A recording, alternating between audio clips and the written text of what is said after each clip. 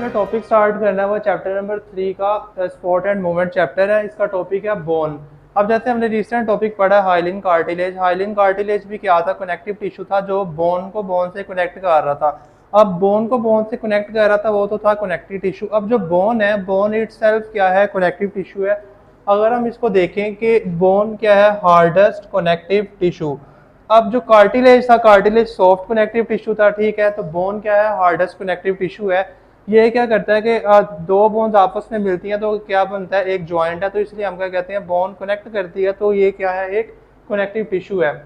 अब बोन के अगर हम फंक्शंस देख लें कि बोन किस किस तरह के फंक्शंस परफॉर्म करती है, बोन का रोल क्या है, बोन का बॉडी के अंदर किरदार क्या है, तो वो आता है सबसे पहले सपोर्ट।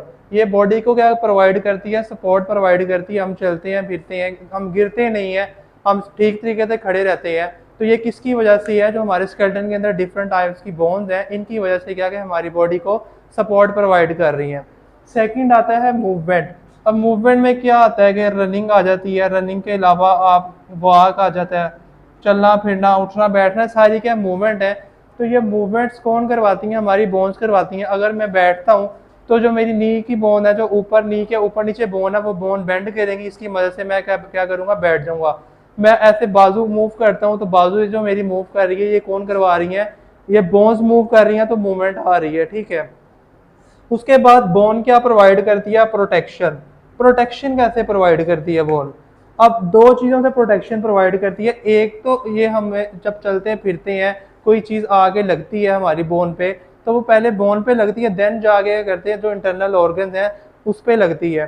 तो इसकी मैं एग्जांपल देता हूँ कि ये हमारा एक रिबकेज है। रिबकेज किसको कहते हैं, जो हमारी ये पसलियाँ होती हैं। अब इसके अंदर क्या पड़े हुए हैं, हमारे बॉडी के ऑर्गन्स पड़े हुए हैं, ठीक है। अब बाहर से कोई चीज़ आती है और इस पे हिट करती है, तो सबसे पहले वो किस पे हिट करेगी, बोन के ऊपर हिट करेगी। तो पहले जो ब्रेक होगा वो क्या होगी, बोन। तो जो अंदर वाले ऑर्गन्स हैं वो क्या होंगे, बच जाएंगे। तो इनको क्या प्रोवाइड कर रही है, बोन प्रोटेक्शन प्रोवाइड कर रही है। इस तरीके से बोन क्या करती है, हमारी बॉडी के ऑर्गन्स को प्रोटेक्शन प्रोवाइड करती है। फिर बोन तीन किस्म की चीज़ें प्रोड्यूस करती है हमारी बॉडी के अंदर, जो हमारी बॉडी को सर्वाइव करने में हेल्प देती हैं। सबसे पहले बोन प्रोड्यूस करती है आरबीसी। अब आरबीसी क्या चीज़ है, रेड ब्लड सेल्स। जो हमारी बॉडी के अंदर रेड ब्लड सेल्स होते हैं वो कौन प्रोड्यूस करता है, बोन प्रोड्यूस करती है। उसके बाद हमारे पास आता है WBC, वाइट ब्लड सेल्स। तो बोन क्या प्रोड्यूस करती है, वाइट ब्लड सेल भी प्रोड्यूस करती है। इसके बाद ये बोन एक चीज़ स्टोर करती है, तो वो स्टोर करती है किसको, स्टोरेज ऑफ मिनरल्स। जो इंपॉर्टेंट मिनरल्स हैं उनको भी बोन क्या करती है, बॉडी के अंदर स्टोर करती है, जो हमारी बॉडी को सर्वाइव करने में हेल्प देती हैं। अब हमारे पास बोन के स्ट्रक्चर को देख लेते हैं। बोन के स्ट्रक्चर में हमारे पास बेसिकली दो किस्म की स्ट्रक्चर आते हैं। अब पहले आता है हमारे पास कॉम्पैक्ट बोन आती है, दूसरी आती है स्पॉन्जी बोन। कॉम्पैक्ट बोन क्या है कि जो outer part of the bone है, आउटर पार्ट है बोन का, उसको हम क्या कहते हैं, कॉम्पैक्ट बोन कहते हैं। अब कॉम्पैक्ट बोन क्या होती है,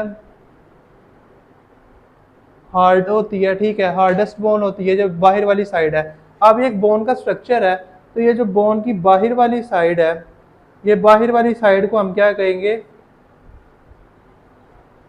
कॉम्पैक्ट बोन।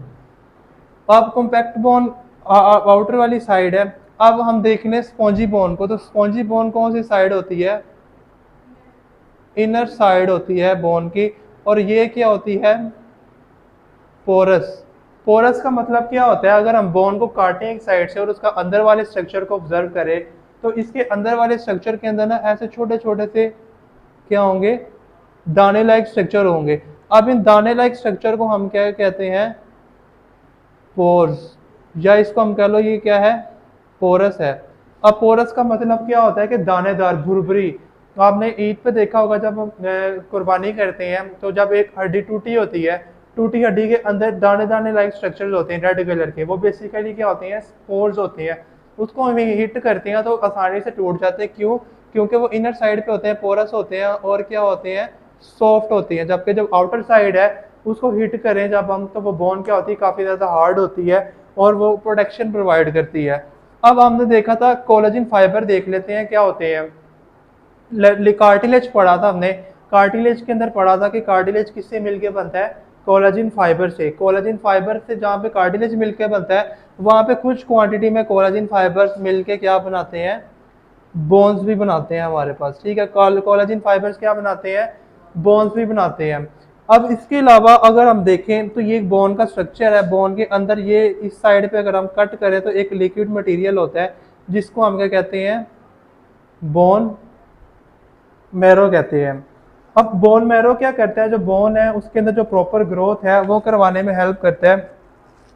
अब जो स्पॉन्जी बोन है, स्पॉन्जी बोन के अंदर क्या होता है कि यहाँ पे ब्लड वेसल्स भी प्रेजेंट होती हैं, ठीक है। ब्लड वेसल्स क्या होती हैं, जो बोन को खून पहुंचाती हैं, बोन को सप्लाई करती हैं। और ब्लड वेसल्स के अलावा यहाँ पे क्या प्रेजेंट होता है, बोन मैरो भी प्रेजेंट होता है।